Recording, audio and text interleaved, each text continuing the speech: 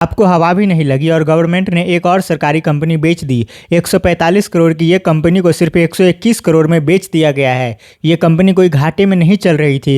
ये Indian medicine pharmaceutical corporation limited यानी IMPCL थी। ये एक ऐसी अकेली सरकारी कंपनी है जो आयुर्वेदिक और यूनानी दवाइयाँ बनाती है। 1978 में उत्तराखंड के अल्मोड़ा में बनाई गई इस कंपनी के पास तकरीबन 1200 तरह के मेडिसिन बनाने का लाइसेंस था और ये देश भर के रिसर्च सेंटर, सरकारी हॉस्पिटल्स, आर्मी हॉस्पिटल और सेंट्रल गवर्नमेंट को हेल्थ स्कीम तक को दवाइयाँ देती थी।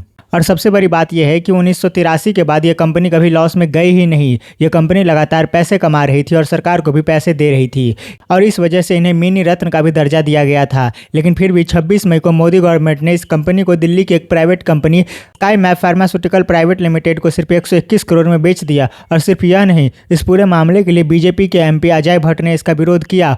उन्होंने कई बार केंद्र सरकार के आयुष मंत्रालय को ये चिट्ठियां लिखी थी कि ये कंपनी सस्ते दामों पर अच्छी दवाइयां बेच रही है। अगर ये कंपनी बिक गई तो यहाँ के लोगों को नौकरियों पर असर पड़ेगा। लेकिन सितंबर 2024 में आयुष मंत्रालय के सेक्रेटरी ने अजय भट्ट को खुद ये चिट्ठी लिखकर बताया कि गवर्नमेंट इस कंपनी को बेचने के लिए प्लान नहीं कर रही।